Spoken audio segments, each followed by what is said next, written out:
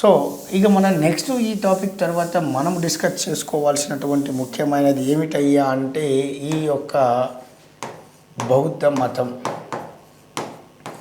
Right.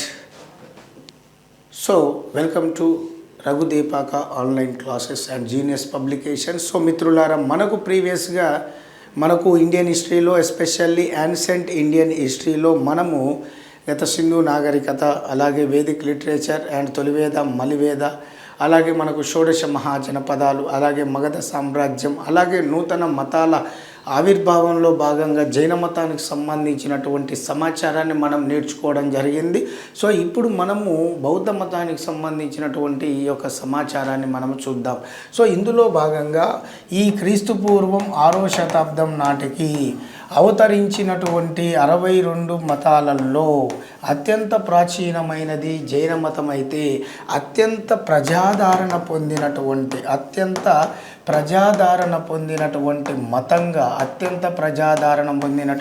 మతంగా ఈ బౌద్ధ మతం అనేది ప్రసిద్ధిగాంచింది. మీరు ఒకసారి గమనిస్తే జైన మతంతో పోలిస్తే బౌద్ధ మతం అనేది అతి తక్కువ కాలంలో ప్రజల చేత ఎక్కువ సంఖ్యలో, ఎక్కువ మొత్తంలో, ఎక్కువ శాతంగా ఇది ఆదరించబడడం అనేది జరిగింది. అయితే ఇక్కడ ఎక్కువ మొత్తంలో ఈ యొక్క బౌద్ధ మతం అనేటటువంటిది ఆదరించబడడానికి గల కారణాలు ఏమిటి అనేది ఒకసారి ఇక్కడ మనం చూసుకున్నట్లయితే, ఆదరించబడడానికి గల ముఖ్యమైనటువంటి కారణాలు ఇక్కడ చూస్తే, ఇక్కడ ప్రజల యొక్క స్థానిక లేదా ప్రజల యొక్క ప్రాంతీయ భాషల్లో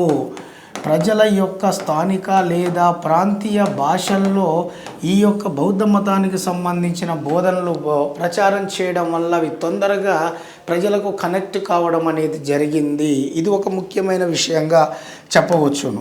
మరి రెండవది ముఖ్యమైన విషయం ఏంటంటే, ఆనాటి సమాజంలో ఎక్కువ మొత్తంలో పేరుకుపోయినటువంటి ఈ వర్ణ వ్యవస్థ ఏదైతే ఉందో, వర్ణ వ్యవస్థను తీవ్రంగా ఇది వ్యతిరేకించడం, బౌద్ధ మతం అనేది వర్ణ వ్యవస్థను తీవ్రంగా వ్యతిరేకించడం వలన అతి తక్కువ కాలంలో ఈ బౌద్ధ మతానికి చాలామంది ప్రజలు కనెక్ట్ కావడం అనేది జరిగింది.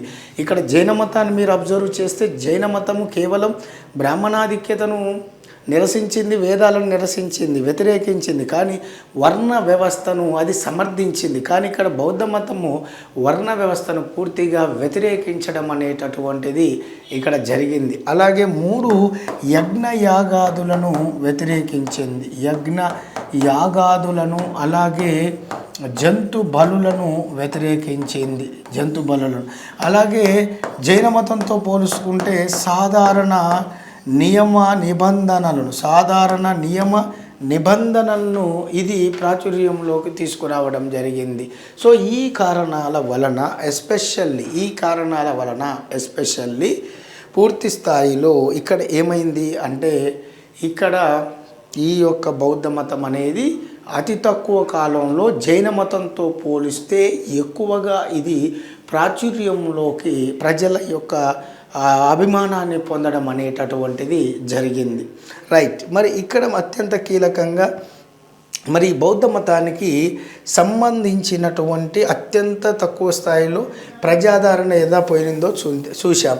మరి ఇప్పుడు ఈ బౌద్ధ మతం అనేటటువంటిది ఏదైతే ఉందో, దీని యొక్క లక్షణాలు ఏమిటి, బౌద్ధ మతానికి సంబంధించినటువంటి లక్షణాలు ప్రధానంగా ఏమిటి అనేది చూస్తే, ఇది ప్రధానంగా ఇక్కడ నాస్తికవాదాన్ని అనుసరించింది.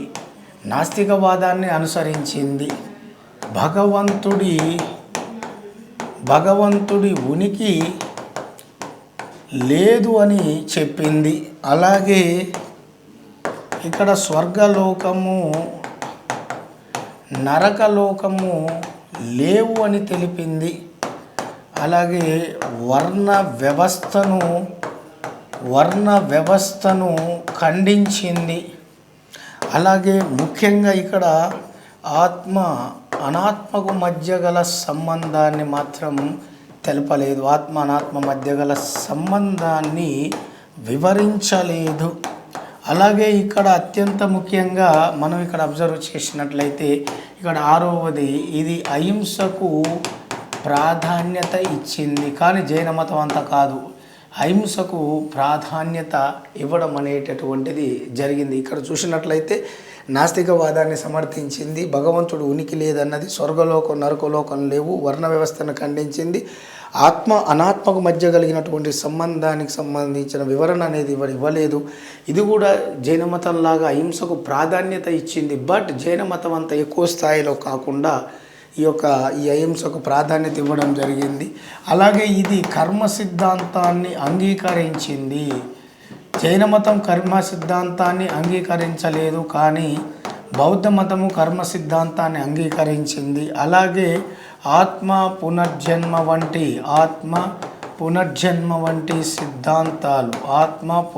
వంటి సిద్ధాంతాల గురించి వివరించింది. ఇక ముఖ్యమైనటువంటిది ఏమిటయ్యా అంటే సృష్టికి మూలం ప్రకృతే అనేటటువంటి విషయాన్ని ఇది వెలుగులోకి తీసుకురావడం జరిగింది. సో ఇవన్నీ కూడా నాస్తికవాదం భగవంతుడు ఉనికి అంగీకరించలేదు, స్వర్గలోకం నరకలోకం లేవన్నది పూర్తిగా ఆనాటి సమాజంలో పేరుకుపోయిన వర్ణ వ్యవస్థను తీవ్రంగా ఖండించింది. ఆత్మ అనాత్మ మధ్య గల సంబంధాన్ని, దానికి సంబంధించిన పూర్తి వివరణ అనేది ఇది ఇవ్వలేదు. అహింసకు ప్రాధాన్యత ఇచ్చింది, కర్మ సిద్ధాంతాన్ని పూర్తిగా అంగీకరించింది. అలాగే ఆత్మ పునర్జన్మ వంటి సిద్ధాంతాలు లేదా సూత్రాలను గురించి ఇది ప్రాచుర్యంలోకి తీసుకొచ్చింది. అలాగే ముఖ్యంగా సృష్టికి మూలం ప్రకృతే, సృష్టి వినాశనానికి ప్రకృతి మూలంగానే ఈ సృష్టి ఆవిర్భవించింది, దీనికి ఎవరూ కారకులు కాదు, ప్రకృతే ఈ సృష్టికి మూలం, జీవానికి మూలం ప్రకృతి అనేటటువంటి సాంఖ్యవాదాన్ని ఈ బౌద్ధ మతం అనేటటువంటిది అంగీకరించడం జరిగింది అనే విషయాన్ని ఇక్కడ మనం గుర్తుంచుకోవాలి. ఇక్కడ ఈ 9 పాయింట్స్ ఏవైతే ఉంటాయో ఇవన్నీ కూడా బౌద్ధ మతానికి సంబంధించినటువంటి characteristics of Buddhism, some important characteristics of Buddhism. So those are అవి ఏమిటి అన్నప్పుడు ఈ ముఖ్యంగా మనం రాసుకుంటే సరిపోతుంది మిత్రులారా. రైట్, ఇక్కడ మనకు ఇక అసలైంది ఏమిటయ్యా అంటే ఈ బౌద్ధ మతాన్ని స్థాపించింది ఎవరు అనేటటువంటి విషయాన్ని చూసుకుంటే బౌద్ధ మత స్థాపకుడు గౌతమ బుద్ధుడు. సో మరి ఆయనకు సంబంధించినటువంటి సమాచారాన్ని చూద్దాము. సో బౌద్ధ మత స్థాపకుడు ఎవరయ్యా అంటే గౌతమ బుద్ధుడు అని చెప్పేసి అంటాం. బౌద్ధ మత స్థాపకుడు ఎవరు అంటే గౌతమ బుద్ధుడు. మరి ఈ గౌతమ బుద్ధుడు జీవిత చరిత్రను, గౌతమ బుద్ధుని ఓవరాల్గా ఈ ప్రపంచానికి మొట్టమొదట ఆయన యొక్క జీవిత చరిత్రను పరిచయం చేసింది అలెగ్జాండ్రియా ప్రాంతానికి చెందిన అలెగ్జాండ్రియా ప్రాంతానికి చెందినటువంటి క్లెమెంట్ అనేటటువంటి వారు ఈ గౌతమ బుద్ధుని ప్రపంచాన్ని మొట్టమొదటిసారి పరిచయం చేసినటువంటి వ్యక్తిగా ఈ క్లెమెంట్ ప్రసిద్ధిగాంచాడు. అంతేకాదు ఇద్దరు చరిత్రకారులు గౌతమ బుద్ధునికి సంబంధించి స్టేట్మెంట్ కూడా ఇవ్వడం జరిగింది. అందులో ముఖ్యులు మనకు ఎడ్విన్ ఆర్నాల్డ్, అలాగే ఇక్కడ number 2 Shrimati Rhys Davids. So Edwin Arnold, Shrimati Rhys Davids. So ఇక్కడ చూస్తే ఎడ్విన్ ఆర్నాల్డ్ ఇక్కడ లైట్ ఆఫ్ ఏషియాగా గౌతమ్ బుద్ధుని అభివర్ణిస్తే Shrimati Rhys Davids light of వరల్డ్గా అభివర్ణించింది. అంటే ఇక్కడ ఎడ్విన్ ఆర్నాల్డ్ అనేటటువంటి వాడు గౌతమ బుద్ధుణ్ణి ఈ ఆసియా ఖండానికి సంబంధించిన జ్యోతి లేదా ఆసియా ఖండానికి సంబంధించిన వెలుగుగా ఈయన పేర్కొంటే, Shrimati Rhys Davids light of world అంటే ప్రపంచపు వెలుగుగా, ప్రపంచానికే జ్యోతిగా, ప్రపంచానికి వెలుగుగా అభివర్ణించడం జరిగింది శ్రీమతి ఈ రైస్ డేవిడ్స్ అనేటటువంటి వారు. మరి ప్రపంచాన్ని మొట్టమొదట ఈ గౌతమ బుద్ధుని జీవిత చరిత్రను వెలుగులోకి తీసుకొచ్చింది, పరిచయం చేసింది ఎవరయ్యా అంటే అలెగ్జాండ్రియాకు చెందినటువంటి క్లెమెంట్ అనేటటువంటి వారు. మరి ఇందులో భాగంగా ఈయన గౌతమ బుద్ధుడి బిరుదులు ఏమిటి ఒకసారి మనము చూద్దాము. అవి చూసే ముందు ఇక్కడ గౌతమ బుద్ధునికి సంబంధించిన సమాచారాన్ని మనకు అందిస్తున్న ముఖ్యమైన గ్రంథాలు ఏమిటో చూద్దాం. అందులో ముఖ్యంగా ఇందులో చూస్తే మనకు త్రిపీఠికాలు, అలాగే మహావంశ, అలాగే దీపవంశ, మహావంశ, దీపవంశ, త్రిపీఠికాలు, అలాగే మహావస్తు, అలాగే లలిత విస్తార, మహావస్తు, అలాగే లలిత విస్తార, ఈ యొక్క ముఖ్యమైనటువంటి గ్రంథాలతో పాటు ఈ యొక్క త్రిపీఠకాలలో ఉన్నటువంటి ఇక్కడ మనకు మేను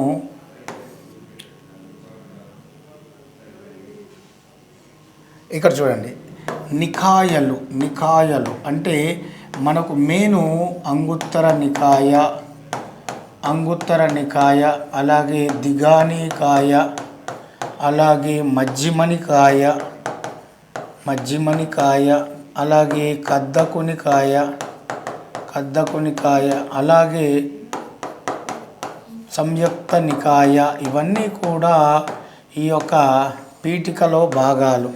సో ఆ సుత్త పీఠికలో భాగాలైనటువంటి అంగుత్తర నికాయ, దిగానికాయ, మజ్జిమనికాయ, కద్దకునికాయ, సంయుక్త నికాయ, ఇవన్నీ కూడా ఇందులో. అలాగే మనకు త్రిపీఠకాలలో, అలాగే త్రిపీఠకాలంటే ఇవి 3 మనం ముందు చెప్పుకుంటాము. సో అభిధమ్మ పీఠిక, సుత్త పీఠిక, వినయ పీఠిక, ఈ 3 పీఠికల్ని మనము బౌద్ధ మతానికి సంబంధించిన అత్యంత పవిత్రమైన గ్రంథాలుగా పరిగణించబడడం అనేది జరుగుతుంది.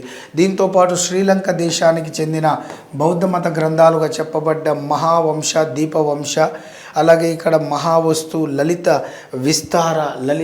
విస్తార అనేటటువంటి వీటి అన్నిటితో పాటు ముఖ్యంగా మనకు బుద్ధుని యొక్క పూర్వజన్మ వృత్తాంతాలను వివరిస్తూ సంకలనం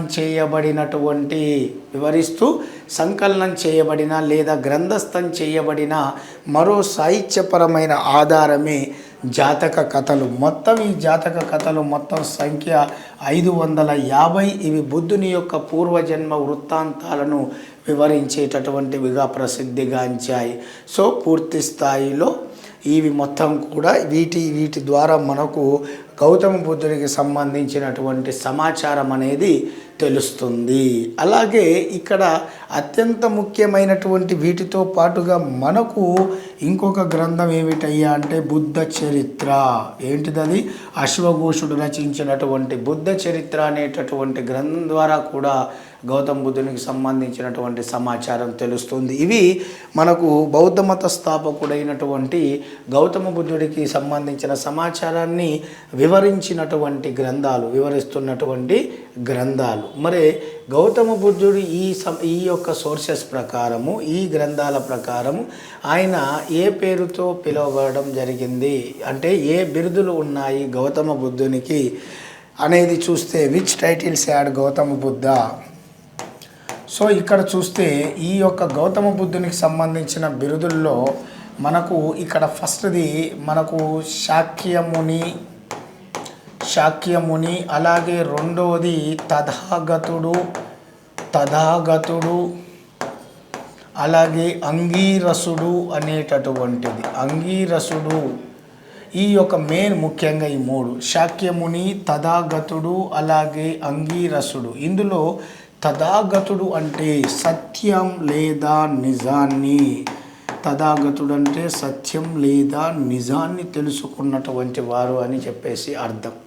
సో మరి ఇక్కడ పూర్తి స్థాయిలో ఈ యొక్క గౌతమ బుద్ధుడిగా పిలువబడుతున్నటువంటి బౌద్ధ మత స్థాపకుడిగా మనం ఎవరి గురించి మాట్లాడుకుంటున్నామో ఇది ఈయనకు సంబంధించినటువంటి అసలు పేరు కాదు. మరి అసలు పేరు ఏమిటి?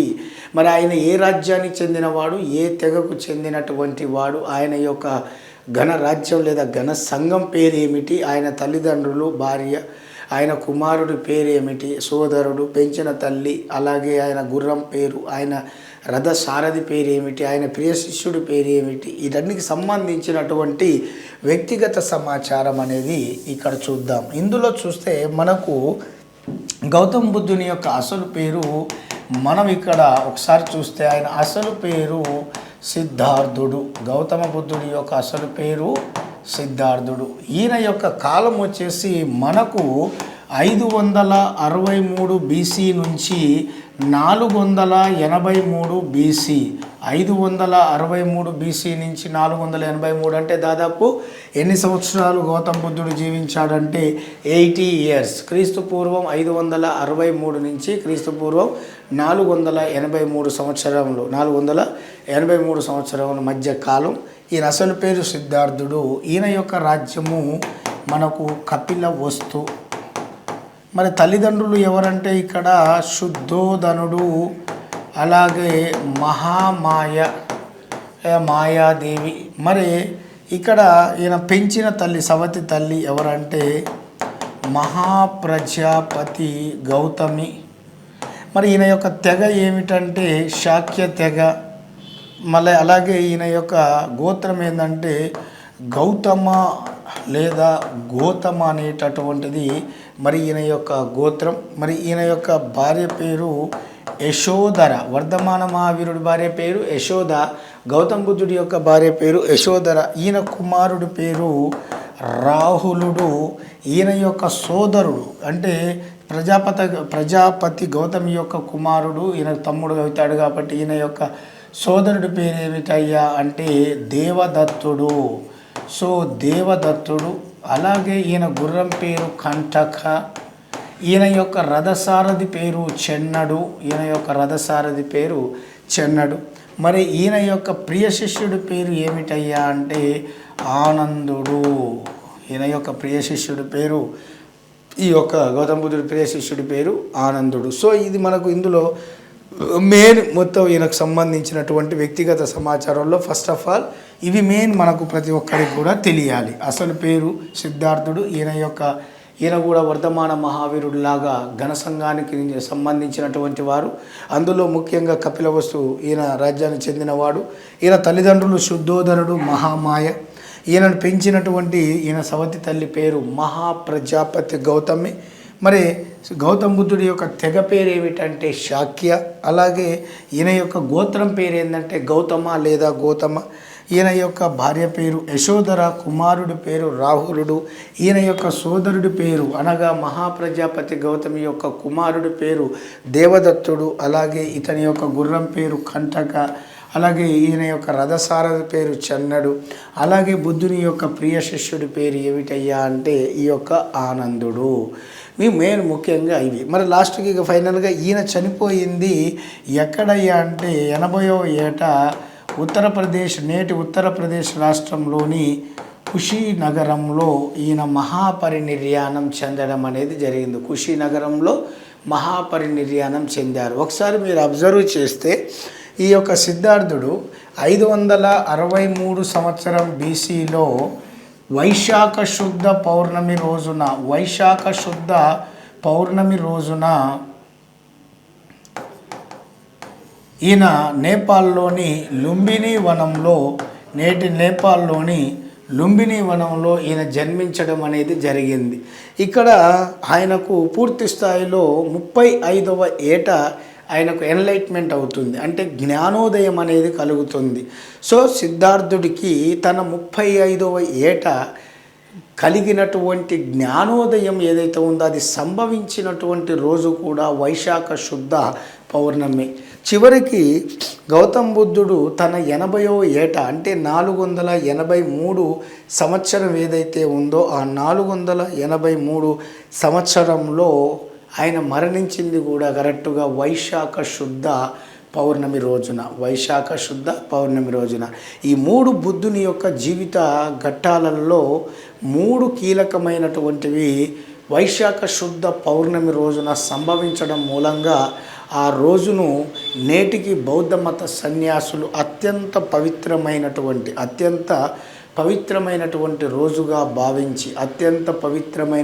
రోజుగా భావించి ఆ రోజును నేటికి బుద్ధ పూర్ణిమ లేదా బౌద్ధ పౌర్ణమి అనేటటువంటి పేరుతో వీళ్ళు ఉత్సవాలను నేటికి జరుపుకోవడం అనేది మనం చూస్తూ ఉన్నాం. మరి ఇందులో అత్యంత కీలకమైనటువంటి మరో ముఖ్యమైనటువంటి విషయం ఏమిటంటే ఇక్కడ బుద్ధుని జీవిత ఘట్టాలుగా మనం చెప్పుకోదలసినవి 5 ఉన్నాయి. ఏమిటయ్యా అంటే పంచ కళ్యాణములు అంటారు. సో దాంట్లో నుంచే మనము ఓవరాల్గా ఒక్కొక్క దాని గురించి ఎక్స్ప్లెనేషన్ అనేది చెప్పుకుంటూ వెళ్ళిపోదాం. సో బుద్ధుని జీవితంలో జన్మించినప్పటి నుంచి మరణించినంత వరకు కూడా పూర్తి స్థాయిలో ఆయన యొక్క జీవితంలో కొన్ని ముఖ్యమైనటువంటి సంఘటనలు జరిగాయి. ఆ ముఖ్యమైనటువంటి సంఘటనల్లో 5 ముఖ్యమైనటువంటి సంఘటనలు అత్యంత ప్రసిద్ధిగాంచాయి. మరి ఈ 5 అత్యంత ముఖ్యమైనటువంటి సంఘటనల్ని మనము ఒక్కొక్క సంఘటనకు ఒక్కొక్క గుర్తును సూచించడం జరిగింది ఈ యొక్క బౌద్ధ మత సాహిత్యంలో. వీటిని పంచ కళ్యాణములు అంటారు. పంచ కళ్యాణములు అని చెప్పేసి అంటారు. ఏమంటారయ్యా అంటే పంచ కళ్యాణములు. మరి ఏంటి అవి అంటే ఇక్కడ పూర్తి స్థాయిలో ఫస్ట్ది జననం, అలాగే మనకు ఇక్కడ రెండవది ఏమిటంటే మహాభినిష్క్రమణం, అలాగే ఇక్కడ మూడవది ఏమిటయ్యా అంటే సంబోధి, అలాగే ఇక్కడ నాలుగవది ఏమిటంటే ధర్మచక్ర పరివర్తన, అలాగే లాస్ట్ది 5వది ఏమిటంటే మహాపరినిర్యాణం. ఇది ఈ యొక్క 5 సంఘటనలు బుద్ధుని జీవితంలో జరిగినటువంటి అనేక సంఘటనలు అత్యంత ప్రసిద్ధిగాంచిన ముఖ్యమైనటువంటి సంఘటనలు మొత్తం ఎన్ని అంటే 5 సంఘటనలు. ఈ 5 సంఘటనల్ని 5 గుర్తులతో సూచించడం జరిగింది. వీటిని పంచ కళ్యాణములుగా చెప్పడం జరిగింది. ఈ పంచ కళ్యాణముల్ని బౌద్ధ మత శాఖల్లో ఒకటైనటువంటి ఈ యొక్క స్థవిరవాదులు లేదా తేరావాదులు అనేటటువంటి ఈ శాఖకు సంబంధించిన సన్యాసులు ఈ పంచ కళ్యాణములను పూజించడం అనేది జరిగే సంప్రదాయాన్ని వాళ్ళు ప్రవేశపెట్టడం జరిగింది. ఇందులో భాగంగా జననాన్ని తామర పువ్వుతో, మహాభినిష్క్రమాన్ని గుర్రంతో, సంబోధిని ఇది బోధి వృక్షం లేదా రావి చెట్టు లేదా అశ్వత్థ వృక్షంతో, ధర్మచక్ర పరివర్తన ఇది 8 ఆకులు కలిగిన చక్రంతో, మహాపరినిర్యాణాన్ని స్తూపంతో పోల్చడం జరిగింది. సో జననాన్ని తామర పువ్వు, కమలం పువ్వు, మహాభినిష్క్రమణాన్ని గుర్రంతో, సంబోధి అంటే జ్ఞానోదయం కలిగే సంఘటనని బోధి వృక్షం, ఇంటి నుంచి వెళ్ళిపోయే సంఘటనని గుర్రంతో, జన్మించినటువంటి సంఘటన తామర పువ్వుతో, అలాగే ధర్మచక్ర పరివర్తన అంటే గౌతమ బుద్ధుని యొక్క మొదటి బోధనోపదేశాన్ని 8 ఆకులు కలిగిన చక్రంతో, గౌతమ బుద్ధుడు చనిపోయిన దాన్ని ఈ యొక్క స్తూపంతో పోల్చడం జరిగింది. వీటిని అంటే ఒక్కొక్క సంఘటనకు ఒక్కొక్క గుర్తుని ఈ యొక్క కేటాయించి వీటిని పంచకళ్యాణముల పేరుతో పూజించే సాంప్రదాయాన్ని బౌద్ధ మతంలోని శాఖల్లో ఒకటైన ఈ స్థవిరవాదులు తీసుకురావడం జరిగింది. ఇప్పుడు మనం దాన్ని ఒక్కొక్క ఆ సంఘటనను మనం వివరించుకుంటూ వెళ్దాం.